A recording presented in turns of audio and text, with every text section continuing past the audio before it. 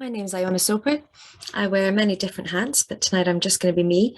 And I want to speak about a couple of different experiences of activism in the city and the realities faced by people that are trying to make a difference here through protest. I first moved to Glasgow in 2018, and one of my first pieces of campaigning was to visit the BBC Scotland headquarters to hand out flyers about the Kurdish hunger strikes and ask the workers to help lift the media blackout surrounding them. We were removed from the building by private security, who phoned the police almost instantly and tried to prevent workers leaving the building from accepting our flyers. The media blackout around what's happening in Kurdistan remains in place today, and any solidarity the city is able to show is that coordinated by the people living here. So I call on the incoming administration of the council to consider the ways in which they can show meaningful solidarity with the people of Kurdistan, including by removing the companies on our doorstep who are arming those who seek to destroy them.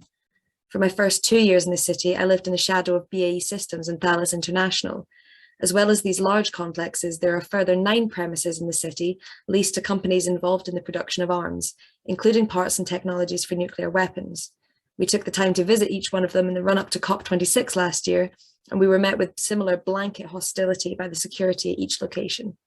Glasgow describes itself as playing a leading role in the nuclear-free local authorities in Scotland, and yet these companies are welcome to use the city as their playground, so long as they hide away in expensive and guarded business parks where no one will notice them. The city needs to step up and consider the actions needed to live up to these promises, including their power to refuse leases to companies involved with escalating conflict and suffering around the world. Glasgow has an opportunity to be known as a city that acts for peace and not as a sandbox for arms dealers, so I hope the new administration takes that opportunity. The conflict that we escalate by selling weapons creates vast swathes of displaced communities, and some of those people make it here to Glasgow, where they are then treated appallingly. I joined the No Evictions campaign shortly after moving to Glasgow on hearing the news that Serco and Mears were performing illegal evictions of refugees and asylum seekers throughout the city. Fast forward 2 years, and those same families were being rounded up and caged in hotels for the pandemic, with no recourse to improved living conditions. The protests in George Square that summer were unlike any I've witnessed.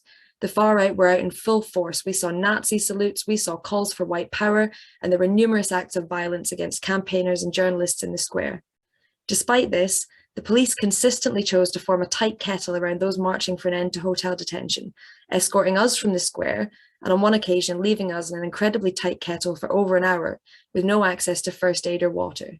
Less than a month later, Rangers fans were permitted to cause over £50,000 worth of damage to George Square while the police danced alongside them. The people of Glasgow deserve so much better. The UK has some of the most liberal protest laws in Europe, and yet often it feels like they are used to strangle us. We are expected to trust that the police will respect our right to protest. We expect to have them called on us almost every time we hit the streets, and yet time after time we see them collectively demonstrate a lack of solidarity with us. The council needs to implement a serious review of the policing of protests and public gatherings in the city and the institutional oppression within its public bodies. Glasgow has a fierce history of resistance, and it must be protected and fought for. I hope the new administration adopts a perspective that views it as the opportunity and the tool that it is. Thank you.